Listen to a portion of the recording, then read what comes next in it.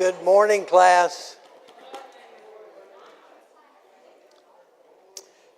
Time to be getting started.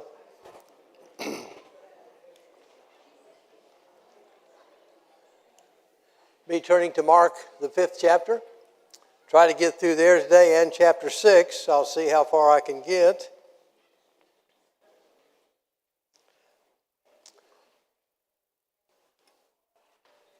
I'm not sure about you guys, but this storm has affected Diana and me for sure, and our children. Likely my parents would call me a sissy, and I know my grandparents would. So what do you mean you can't do without power for 2 or 3 days? It's like an eternity. Everything you do needs power. And so when you're without, you're without. So if I appear a little discombobulated today, that's because it's a little harder to study in the pitch dark. But we're going to try anyway. Mark 5th chapter.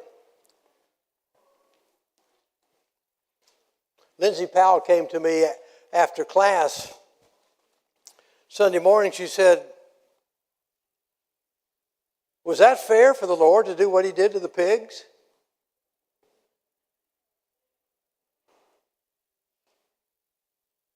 And if you think about it, and of course the commentary people will get onto that very quickly, because if this was a Gentile business,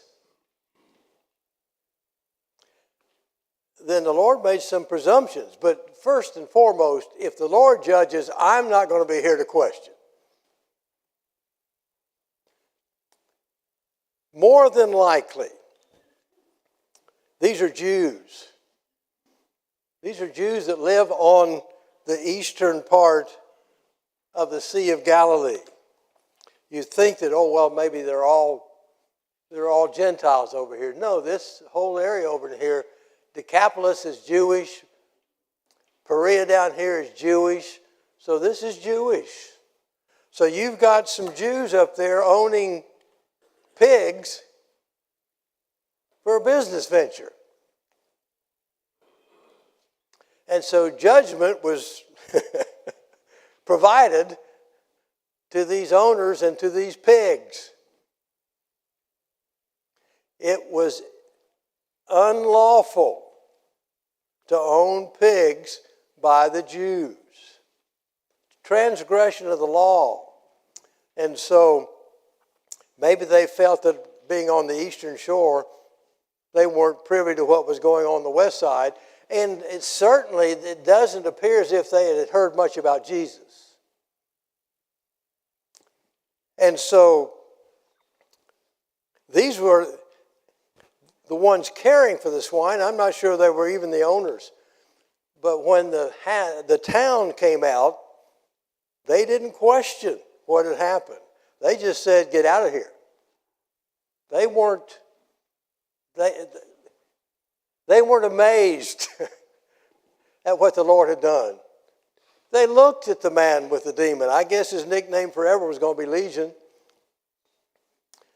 And there he sat, right mind, hair probably combed, clothes on. Didn't seem to matter to them. You've taken some of our property and destroyed it. Why don't you leave? It may be even worse if you stay here. So the Lord was not welcomed in this area at this time. Now, when we get to Mark 7, he will be coming back down through Decapolis. Right down through here. Who do you think has been preaching about him in those next 6 months? The man who was healed. What did the Lord do? He left a witness. He says, "Lord, I want to go with you. I don't want to stay over here." He says, "No, you stay there and what? You go to the cities and tell them what has been done for you." And very likely he did a pretty good job of that. So he left a witness.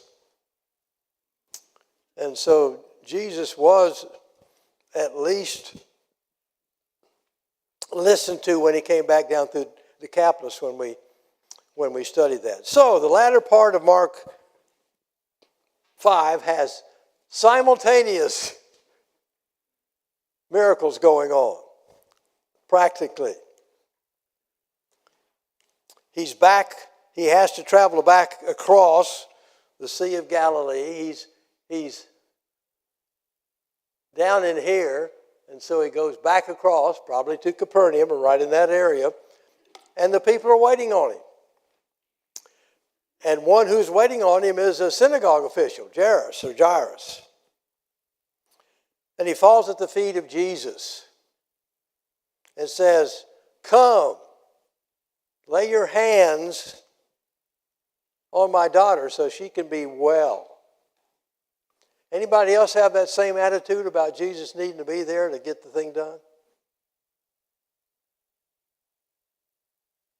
Mary and Martha. You think about it. And we'll see that as we study it. But the Lord had to be there. Is there a man that we've already studied so far, incidentally, in Luke, that had more faith than that? The centurion. What did he say? Just speak it. It'll be done. I've got that kind of faith in you. Well, Jairus didn't have that kind of faith yet. It was, you need to come to my house and take care of my daughter at the house.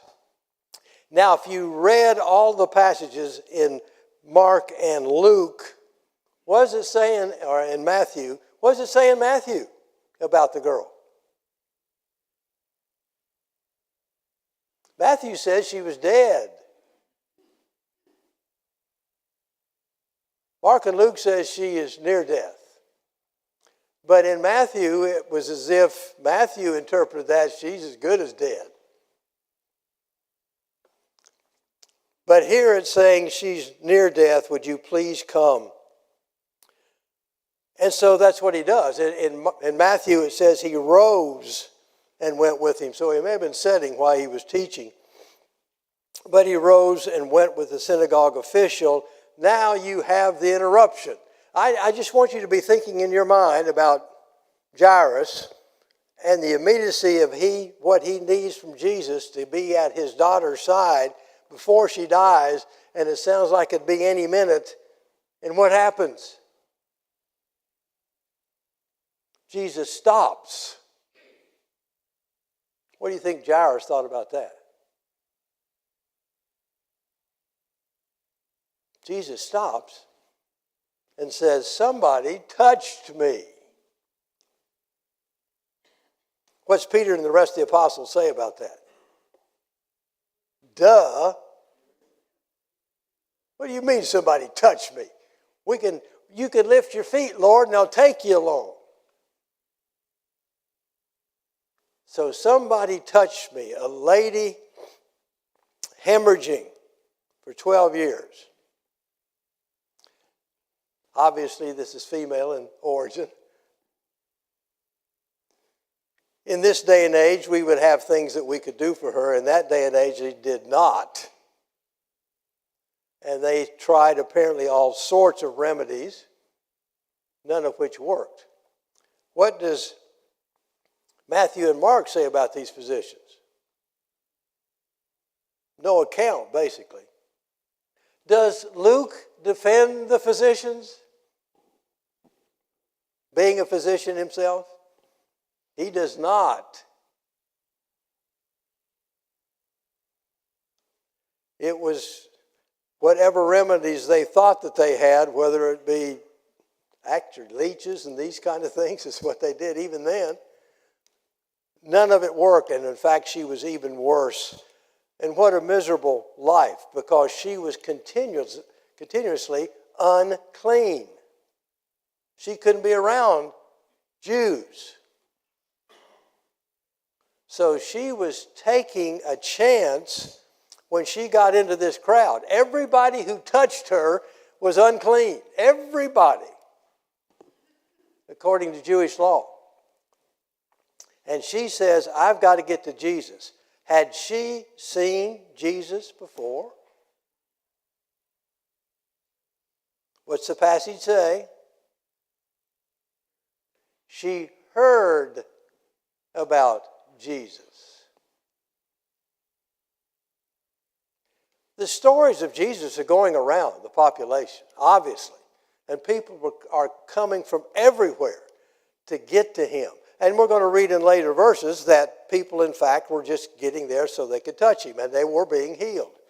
But this is an obvious one that the writers, the Holy Spirit, wanted to bring out, that Jesus healed this woman, knew that she had healed her, but he says what? Stop.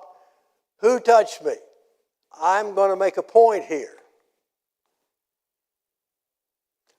The point I'm making is her faith. That's what I'm making.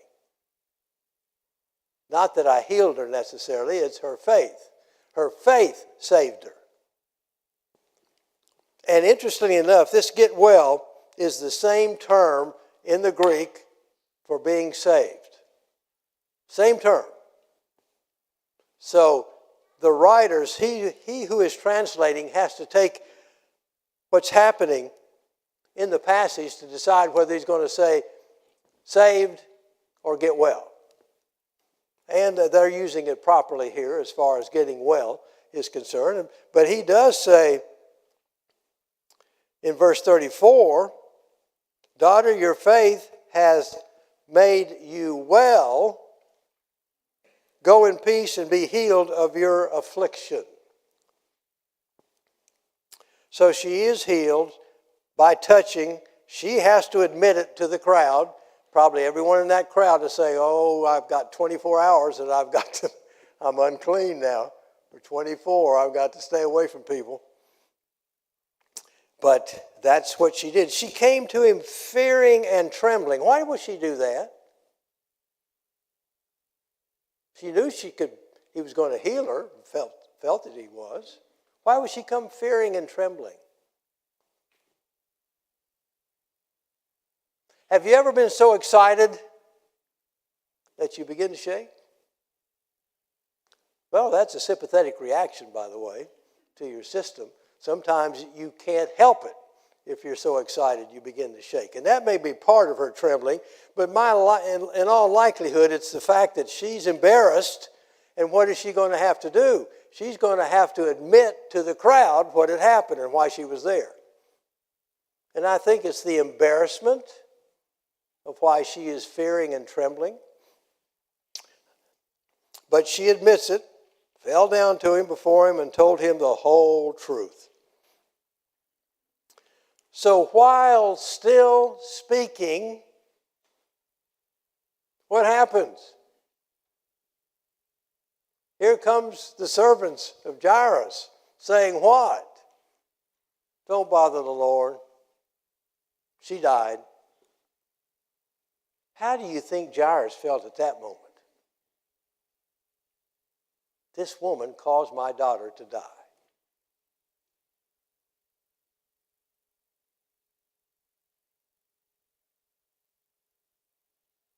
You think of the disappointment in because his faith level was Jesus had to be there. And they're saying, well, he didn't make it. She's now dead. And Jesus, overhearing what had been spoken, said to Jairus, do not be afraid, only believe. That had to be somewhat comforting, wouldn't you think, as far as him saying that to him? But he still has in the back of his mind, she's dead. So Jesus does what? Why does he take only 3 of his people with him? This is probably is this the first instance where he chose these 3? He's going to do it again any number of times. So Jesus has favorites. Let me repeat that. Jesus has favorites. Is it okay for you to have favorites, even within the congregation? Yes. There are people that you get along with better than others. What do we have to be careful about? Sonia, I'm not sure.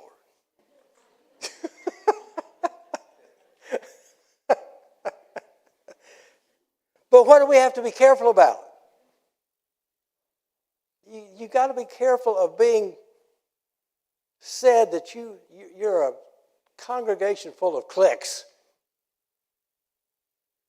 And we do have to be careful about that. It's okay to have people that you're comfortable with and want to be with, but maybe it's not the wisest to be doing it when you're assembled together and you have everybody you're trying to be with. In fact, maybe the best thing to be doing is saying, I'm not going to get with my friends, I'm going to get with everybody else. I'll get with my friends later. But we gravitate. We have to be very careful about that. Mix. Get to know people.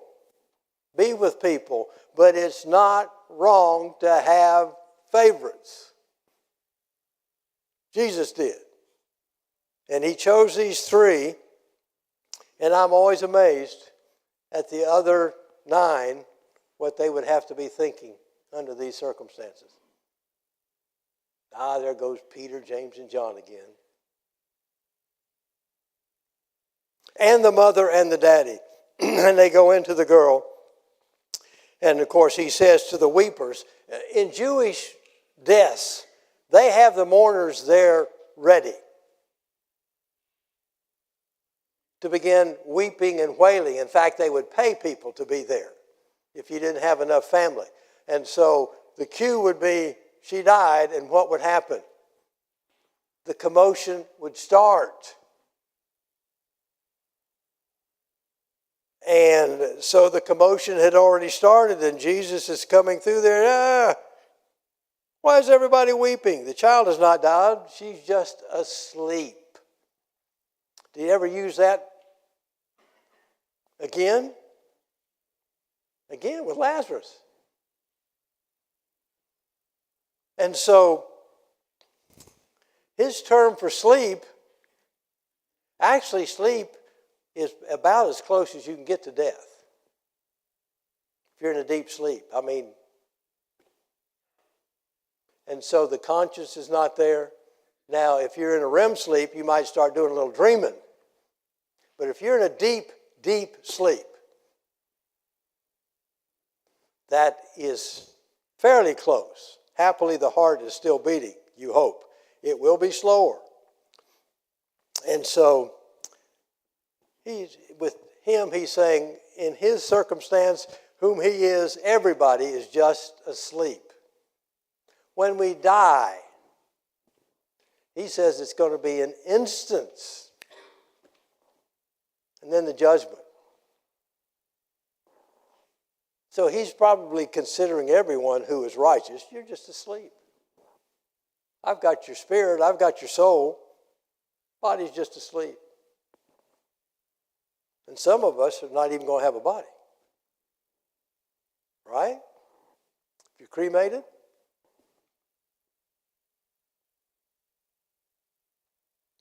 Be happy he's got the soul. And so she's just asleep. They were laughing at him. He goes in, takes her by the hand. Talitha kum. Little girl, I say to you, arise. What do you think Mama and Daddy were thinking at that moment? Especially when she did what? She arose. I'm just trying to picture, if I was the parents of that child, what that would mean to me. 12 years old she was what that would mean. And immediately the girl got up and began to walk. I don't know how long she'd been sick, probably pretty ill. And just to get up and start walking. And writing in the Greek, I guess there's no better word than immediately because it's in the sentence again. And immediately they were completely astounded. Who's the they? It's everybody that's in that room. They are completely astounded. Now, how well do you think they obeyed? And he says, gave them strict orders that no one should know about this. How do you think that went? Why would Jesus say that?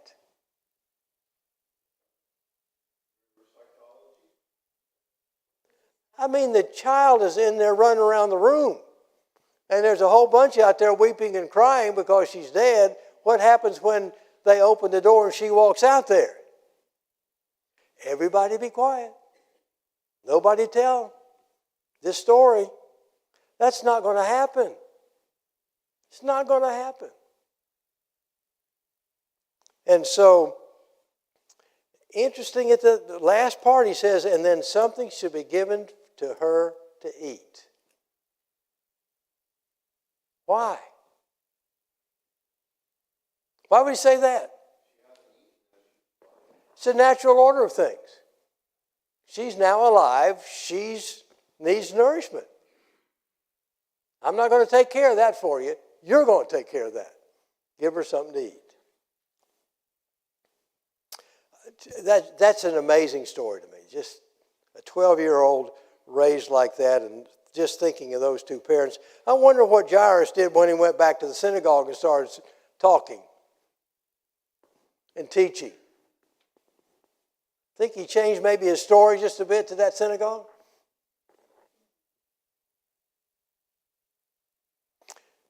So Mark continues on with the stories of Peter, and he begins a new story in chapter 6. Yes? When I was reading over this, I had a couple things, like when Jesus said, don't be afraid. That is not a word I would have used at the time. It was, don't be distraught, don't be depressed. But he said, don't be afraid. And it's the same afraid that's used throughout Scripture, the same Greek word. And I just thought that was very interesting for him to say that, number one. And number two, the person could have been dead. Yeah, like you said, that delay caused the death. Not necessarily because of how far away the people were already coming towards them when it happened. So I didn't relate that 5-minute issue would have made any difference in my mind. And then the reapers. Ask the daddy. Pardon? Ask the daddy. Yeah. If that 5 minutes made any difference. I don't know what their business card was like, weepers and wailers. But Well, they had them. people know what that looks like back then, so they were not mistaken. No. As you and I work in professions where you can occasionally see it happen, and it's obvious. There's no, like when Jesus was on the cross, somebody comes up and stabs him in the ribs, he doesn't move at all. All right, that's proof. And so, yeah, I think they were probably pretty good at knowing what death was. I'm going to be convinced that some people knew how to take a pulse in those days, check a breath in those days. So chapter 6, another story. Jesus going into his hometown. Now has Jesus been to Nazareth before? Let me just ask that question. Been here before? Look at Luke 4. Luke 4, he went in just at the beginning of his first circuit in Galilee. Almost the first town he went into after he moved to Capernaum. And the story is there. That they initially welcomed him with open arms. And then he read from Scripture. Then he closed the book and then began to say to them about their faith. You don't really believe in me. And so he uses two stories, Elijah and Elisha. Elijah, with the famine, he said there's a whole bunch of widows in Israel, but he didn't choose any of them to go to take care of. He goes all the way up to Sidon. And Elisha, there's a whole bunch of lepers in Israel, but he didn't choose to take care of any of them. It had to be Naaman come down, and he was healed. Why was he saying that? It's the faith of these people. It's the faith of these people. So they got very upset with him back in Luke, and what were they going to do? Throw him over the cliff. This is probably another year to a year and a half later. Second time through. Giving them a second chance. And there they are. Many listeners were astonished. And here's their questions. Where does this man get these things? Why are they saying that? 3 years ago, or a year ago, what was happening? 2 years ago. He was making them chairs. He was making them tables. He was making them cabinets. He didn't show any of these signs back then. Where does he get this? Who is this guy? And I know we know his mother. Daddy's not mentioned here. Daddy is probably much older than Mary, and Daddy may be gone. And so he's mentioning the boys, and he's mentioning Mary, and he mentions sisters here, plural. It's mentioned one other time, sisters, plural. So, got family, they're all here. They haven't changed. What's happened to him? Do you understand to some extent how they feel? You think about it. Somebody you've been with for 30 years, and now they're doing these things. That's human nature, is it not? And that's what's happening here with the Nazarenes, Nazareth. They're saying, this is just impossible. And that's why he says again in verse 4, a prophet is not without honor. Double negative. Why do you use a double negative? I hear that somebody's going to speak. And it does become positive, but more emphatic positive. Yeah, double negative becomes positive, but it's more emphasis on that positive. So, I'm going to have honor everywhere else except in my hometown. And so, he could do no miracles there except that he laid his hands upon a few sick and healed them. Why couldn't he do miracles there? They didn't have the faith in him. That's just amazing to me. And he wondered at their unbelief. And he was going around the villages teaching. And so this ends the second circuit throughout Galilee with his apostles. And so we have the limited commission being given here in verse 7. And when he sent out the 12, and began to send them in pairs, Mark's account is so brief on this account. I was going to, but I don't have the time. Go back over to Matthew 10 and read that. It's a whole chapter, basically, 5 through 23, of saying what he was telling them in Matthew. And it's much more information there in Matthew. So go back and read that. But he was even telling them, don't even be worried about what you're going to say, because the Holy Spirit's going to help you with that, even if you're in before governors and whatever. So Go back and read that. Then we have an interruption here. We have Herod being brought back up. If you read all three accounts, why do you think maybe Herod is being brought back up here? Matthew and Mark talk about it. Luke does not. Why do you think it may be? It's because Herod was asking about Jesus. And Herod is saying, because he's got such a guilty conscience, that he's whom? He's John the Baptist. Others were saying he was Elijah. Others were saying he was a prophet. But because he had a guilty conscience, Herod Antipas is saying, no, this has got to be John. He's come back to haunt me. So, Mark and Matthew take it upon themselves to talk about what happened to John. Chronologically, Jesus and John preached together, taught together about 3 to 6 months. Jesus had been in Judea 3 to 6 months, and then he and John taught together, not in the same place, but simultaneously. Then John was arrested. He was taken down here, this city right here, Machaerus. That's where he was.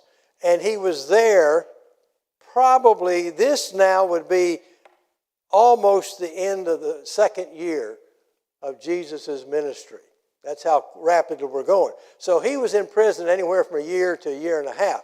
I do not know when he was killed in between. He just was.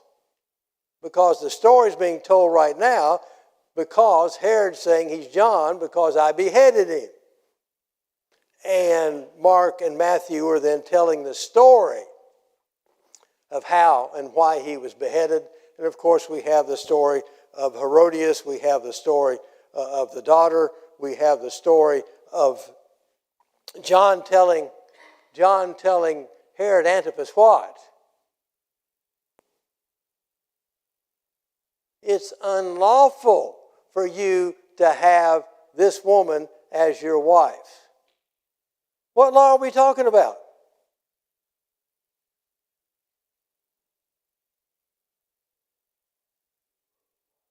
We're talking about Jewish law. Under Jewish law, you could not have her. Number one, Philip is probably still alive. Number two, more than likely, your wife is still alive. And three, she is your niece.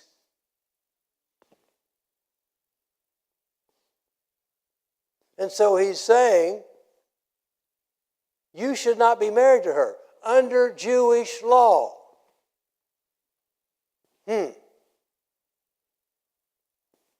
Here's an Edomite. Is he privy to that law? Did he have to know that law? Did he have to obey that law?